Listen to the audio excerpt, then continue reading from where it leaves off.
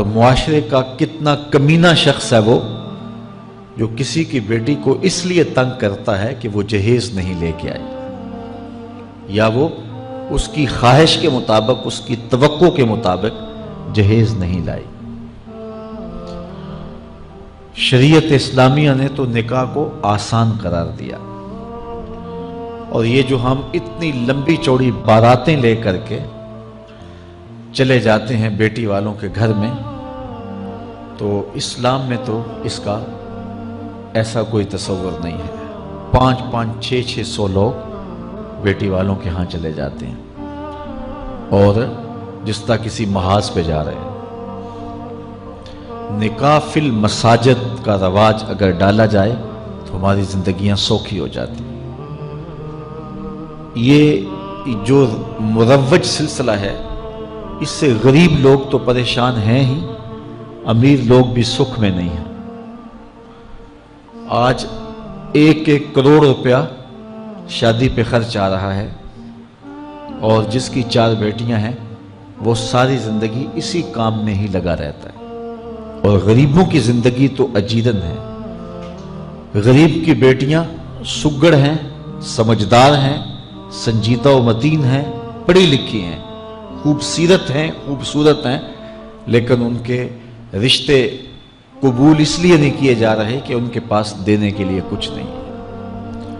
اور اب ایک سلسلہ چلا جہیز فنڈ کا اور اجتماعی شادیوں کا،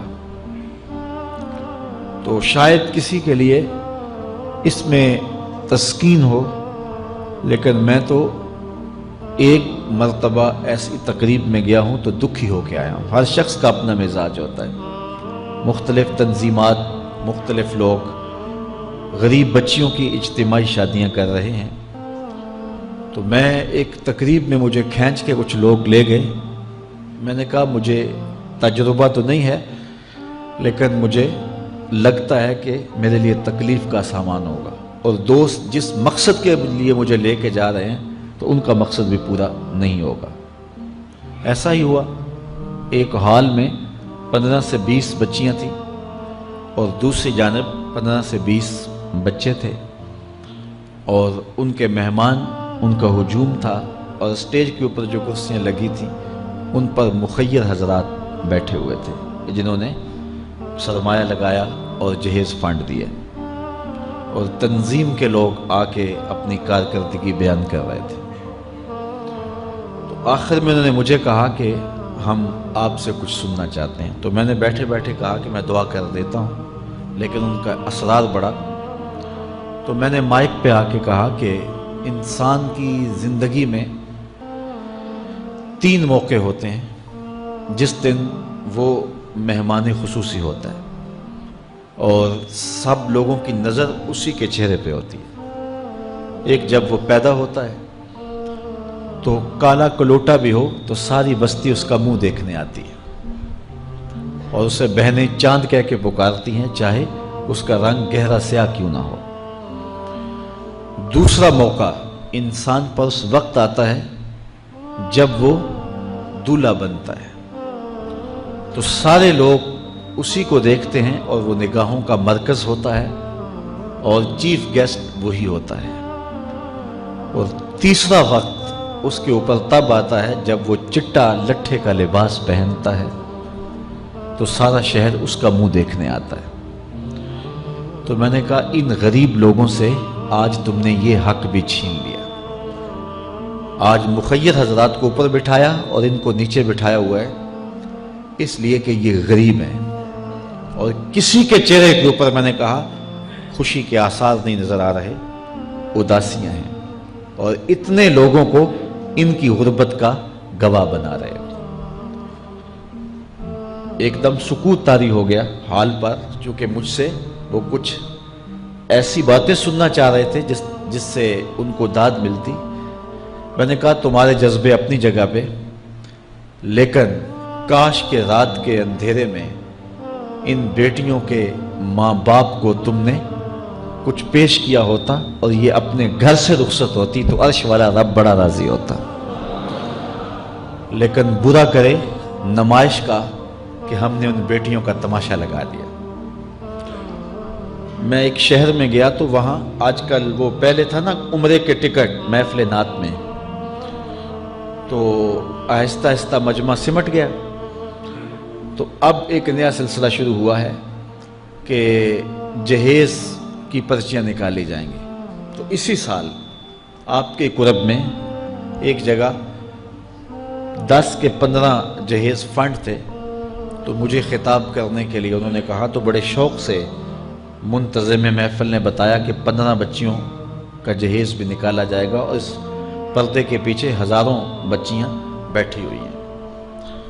تو میں نے اپنی گفتگو میں کہا کہ یہ ظلم نہ کرو، یہ زیادتی نہ کرو، تمہارے پاس 100 لوگوں کا کھانا ہے تو 500 لوگوں کو نہ بلاؤ کہ تم قرعہ اندازی کر کے 100 آدمیوں کو کھانا دے دو اور 400 آدمیوں کو کہو کہ تمہارا نام نہیں نکلا۔ تمہارے پاس 100 کا کھانا ہے تو 100 کو ہی پردے سے بلاؤ اور ان کو کھانا کھلا دو۔ میں نے کہا 10,000 بیٹیاں اس پردے کے پیچھے بیٹھی ہیں آپ کے بقول، اور آپ ان میں سے چند کو قرعہ اندازی کے ذریعے جہیز فنڈ دے رہے ہیں۔ ہر پرچی پہ 10,000 بیٹی کا دل دھڑکے گا کہ شاید میرے مقدر جاگ پڑے اور غموں کی سیاہ رات ختم ہو گئی، لیکن جب آخری پرچی کے بعد اعلان کیا جائے گا کہ قرعہ اندازی مکمل ہو گئی، تو کتنی بیٹیاں گھروں میں جب واپس جا رہی ہوں گی تو تم نہیں جانتے ان کے قدم کتنے بوجھل ہوں گے، اور رسول اللہ کا میلاد ہو اور بیٹیاں آنسو بہاتی ہوئی جائیں۔ تو میں نے کہا تم خوشیاں خریدنے لگے تھے، غم خرید لیے تم نے، خوشیاں بانٹنے لگے تھے، غم بانٹ لیے تم نے۔ تو یہ زیادتی نہ کرو، یہ جو رواج پڑ رہا ہے یہ اپنی نمائش کے لیے، خدا را آگے تم نے عمرے کے ٹکٹ بانٹے، بہت کچھ کیا لوگوں کو اکٹھا کرنے کے لیے، اور کیا کیا رنگ اپنائے گئے۔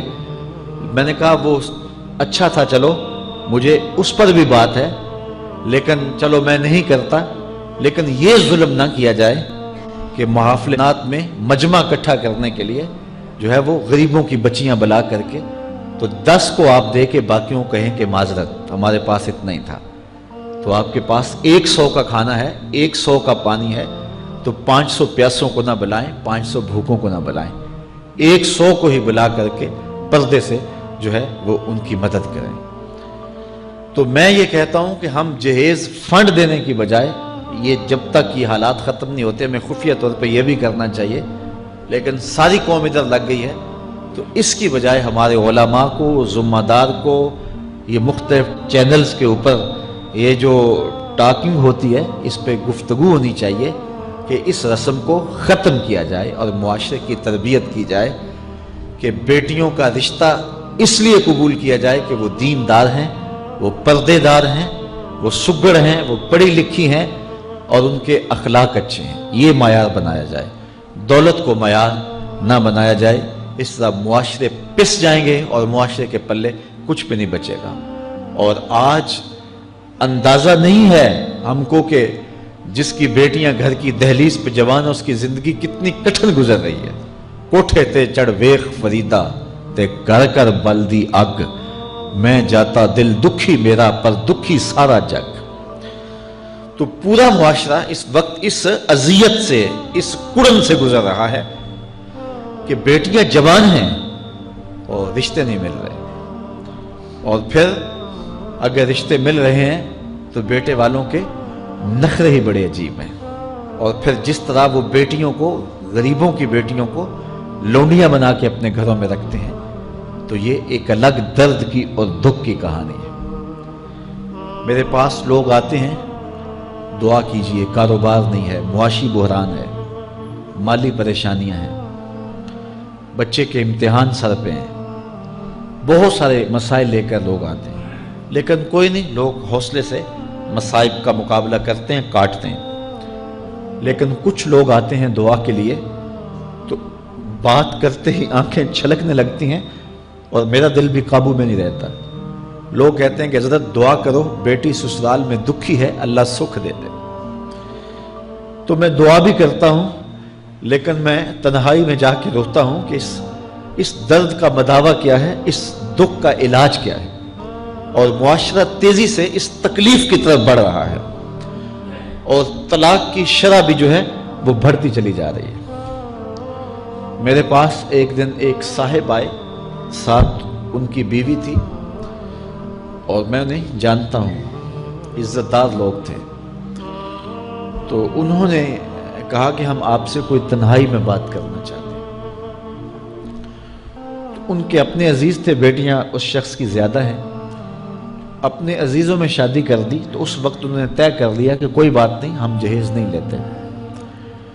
لیکن وہ باپ بلک بلک کے مجھے کہہ رہا تھا کہ کتنے دنوں سے میری بیٹی گھر آ کے بیٹھی ہوئی ہے، اور وہ کہتے ہیں کہ اتنی دیر واپس نہ آنا جب تک تیرا جہیز پورا نہیں ہو جائے گا۔ میں کہتا ہوں کتنا صفاق معاشرہ ہو گیا ہے اور کتنے کٹھن حالات ہو گئے ہیں۔ تو جب معاشرہ اس کیفیت میں چلے جائے تو پھر انارکی پھیلتی ہے اور معاشرے پھر قائم نہیں رہتے۔ تو کتنی باپ کی دہلیز پر بوڑھی ہونے والی بیٹیاں، ان کی سسکیاں، ان کی آہیں اور ان کی چیخیں اس معاشرے کو بے چین کی ہوئی ہیں۔ تو امیر لوگوں کی ذمہ داری ہے کہ وہ غریبوں کے دکھ بانٹ لیں۔ اللہ تعالیٰ ارشاد فرماتا ہے کہ فکو رقبہ او اطعام فی یوم ذی مسغبہ، کسی پھنسے ہوئے کی گردن چھڑانا یہ بڑی نیکی ہے۔ تو اس وقت غریب کی بیٹیوں کا رشتہ کوئی قبول نہیں کرتا۔ اگر کوئی نوجوان اور اگر کوئی سرمایہ دار غریبوں کی بیٹیاں قبول کر لے تو یہ اس کی مہربانی ہوگی، اور اگر یہ نہیں کر سکتا تو کم از کم ان بیٹیوں کی شادیوں کا اہتمام کیا جائے، لیکن یہ مہربانی کی جائے کہ غریبوں کی بچیوں کو نمائش گاہ میں نہ کھڑا کیا جائے اور ان کی غربت کا تماشا نہ بنایا جائے۔ رات کی تنہائی میں ان کے ماں باپ کی خدمت کی جائے تاکہ وہ اپنی بیٹیوں کو عزت سے اٹھا سکیں۔ میرے حضور نے ارشاد فرمایا وَرَجُلٌ تَصَدَّقَ بِصَدَقَةٍ فَأَخْفَاهَا حَتَّى لَا تَعْلَمَ شِمَالُهُ مَا تُنْفِقُ يَمِينُهُ، جس شخص نے تنہائی میں خیرات کی کہ دائیں ہاتھ نے جو خرچ کیا بائیں کو پتہ بھی نہ چلا، قیامت کے دن جب کوئی سایہ نہیں ہوگا اللہ اس شخص کو اپنے عرش کا ٹھنڈا سایہ عطا فرمائے۔ تو یہ جو اجتماعی شادیوں کا ماحول ہے، تو اگر اس کو ہم اس میں تبدیل کر لیں کہ غریبوں کی عزت نفس مجروح نہ ہونے پائے، تو اللہ تعالیٰ یہ توفیق نصیب فرمائے اور معاشرے کے اندر ایسے لوگ نکلیں جو معاشرے کے دکھ بانٹتے ہیں۔ اور علماء کو منبر و محراب سے زوردار آواز اٹھانی چاہیے کہ یہ جو رسم پیدا ہو گئی ہے جہیز کی، اور اس کے بغیر بیٹیاں گھر سے رخصت نہیں ہو سکتی ہیں، تو اس کو ختم کیا جائے اور اس کے خلاف عملی جہاد کیا جائے، اور اس کے لیے امیر لوگ نمونہ بنیں۔ غریب لوگ تو نمونہ بن نہیں سکتے، مشکل ہے ان کے لیے، لیکن امیر لوگ اگر نمونہ بنیں تو وہ بن سکتے ہیں اور معاشرے کے اس ناسور کو ختم کیا جا سکتا ہے، اور غریبوں کی بیٹیاں عزت سے اپنے پیا گھر سدھار سکتی ہیں اور ان کو جو ہے ان کے ماں باپ کو تسکین کی اور چین کی نیند آ سکتی ہے۔ آج میں نے نکاح کے حوالے سے بہت ساری باتیں کرنی تھی، لیکن عنوان ادھر چلا گیا چونکہ یہ ایک سلگتا ہوا مسئلہ ہے اور ہمارے معاشرے کو کاٹ رہا ہے اور توڑ رہا ہے۔ ایک تو گھروں کی دہلیز پہ بیٹیاں بوڑھی ہو رہی ہیں، اور دوسرا شرع طلاق جو ہے وہ بڑھتی چلی جا رہی ہے۔ اس حوالے سے میں زیادہ لمبی گفتگو نہیں کرتا، صرف دو چار باتیں کہ طلاق اگرچہ مرد کا شرعی حق ہے، اور اگر نباہ نہ ہوتا ہو تو طلاق دینا ناگزیر ہو جائے تو طلاق دینا ہی پڑتا ہے، لیکن اس کے باوجود اگر کوئی شخص اپنی بیوی کو برداشت کرتا رہے تو قیامت کے دن رب کی رحمتوں کا حقدار ہوگا۔ جائز کاموں میں جو سب سے ناپسندیدہ امر ہے وہ طلاق ہے، اور جب کوئی شخص طلاق دیتا ہے اللہ کا عرش بھی ہلنے لگ جاتا ہے۔ امرأہ مردودہ اس خاتون کو کہتے ہیں جس کے شوہر نے اس کو طلاق دے دی اور وہ اس قابل نہیں ہے کہ اس کا دوبارہ نکاح ہو سکے. پہلے ہی بڑی مشکل نکاح ہوا تھا، بدصورت تھی، جہیز نہیں لا سکی تھی، تو پہلے بڑی مشکل نکاح ہوا تھا، اب طلاق ہو گئی تو اب تو اور زیادہ امکان مشکل ہو گیا. تو وہ اپنے باپ کی دہلیز پہ بیٹھ گئی. آگے نکاح کا ارادہ بھی نہیں ہے چونکہ امکان باقی نہیں ہے. تو اس عورت کو شریعت میں کہتے امرأہ مردودہ، لٹائی گئی خاتون. حدیث میں آتا ہے کہ کل اس خاتون کے باپ کو اس کے گناہوں کی وجہ سے جہنم کا حکم ہوگا تو یہ جہنم اور اپنے باپ کے درمیان آڑ بن کے کھڑی ہو جائے گی اور رب سے بحث کرے گی کہ میرے مالک تو نہ مجھے عقل دی نہ تو نے مجھے شکل دی. سسرال نے قبول نہ کیا اور خامن نے دھتکار دیا. یہ ایک بوڑھا باپ ہی تھا جو مزدوریاں کر کر کے میرا پیٹ پالتا رہا. اس کے بڑے گناہ ہوں گے لیکن مالک میں تو اس کو جہنم میں نہیں جانے دوں گی. اللہ سے لڑائی کرے گی، بحث کرے گی، اللہ اکبر، الجھاؤ پیدا کر دے گی. حدیث میں آتا ہے اللہ اس خاتون کی سفارش مان کے اس کے بوڑھے باپ کو جنت عطا فرما دے گی. اگر طلاق دینا ناگزیر ہو جائے، بہت ضروری ہو جائے طلاق دینا اور اس کے بغیر کوئی دوسرا راستہ نظر نہیں آ رہا تو پھر بھی 3 طلاقیں اکٹھی نہ دیں. ایک طلاق دے دیں اور ایک طلاق دینے کا فائدہ یہ ہوگا کہ 3 مہینے کے بعد عورت فارغ ہے، آگے نکاح کرنا چاہے تو کر سکتی ہے. لیکن اگر 3 ماہ کے بعد، 4 ماہ کے بعد، سال کے بعد، 2 سال کے بعد اس نے آگے نکاح نہیں کیا تو دوبارہ ان کا پروگرام نکاح کا ہو جاتا ہے تو پھر واپس آنا آسان ہوتا ہے. تو لوگ یک مشت 3 طلاقیں دے دیتے ہیں اور پھر مسئلہ پوچھتے ہیں. تو چونکہ ہمارے یہاں کثرت احناف کی ہے اور واضح احکام جو شریعت کے ہیں وہ 3 اکٹھی طلاقیں اگرچہ ناپسند ہیں لیکن 3 طلاقیں اکٹھی 3 ہی ہو جاتی ہیں. تو پھر اس کے بعد اپنا مسلک بدلنے کی کوشش کرتے ہیں یا جو ہے وہ ایسے لوگوں سے فتویٰ دیتے ہیں جن کا یہ فتویٰ نہیں ہے اور ایک عجیب الجھن میں مبتلا ہو جاتے ہیں. اس لیے اگر ناگزیر ہو جائے طلاق دینا تو پھر بھی 1 طلاق دینی چاہیے. جو 3 طلاقوں سے حاصل ہوگا، عورت سے الگ ہونا، وہ 1 طلاق سے ہی حاصل ہوگا. اور 1 طلاق بھی طہر کی حالت میں دینا چاہیے، عالم حیض میں نہیں، چونکہ ان دنوں کے اندر مرد کا رجحان عورت کی طرف زیادہ ہوتا ہے. اس لیے شریعت نے طہر میں طلاق دینے کا حکم دیا ہے اگر کوئی طلاق دینا چاہے. لیکن اگر کوئی حیض میں طلاق دے دے تو پھر بھی طلاق ہو جائے گی. تینوں اکٹھی دے دیں پھر بھی طلاق ہو جائے گی. لیکن 1 طلاق اور وہ بھی طہر میں اگر دی جائے، ہاں مہینے کے وقفے کے بعد دی جائے تو پھر بھی موقع موجود ہوتا ہے. تو عمومی طور پہ لوگ 3 طلاقیں اکٹھی دے کے بعد میں پریشان ہوتے ہیں کیونکہ طلاق دینے کے بعد پھر پوزیشن سوچ کی اور گمان کی اور ہوتی ہے. تو یہ ضروری باتیں تھیں. کار ما آخر شدو آخر ز ما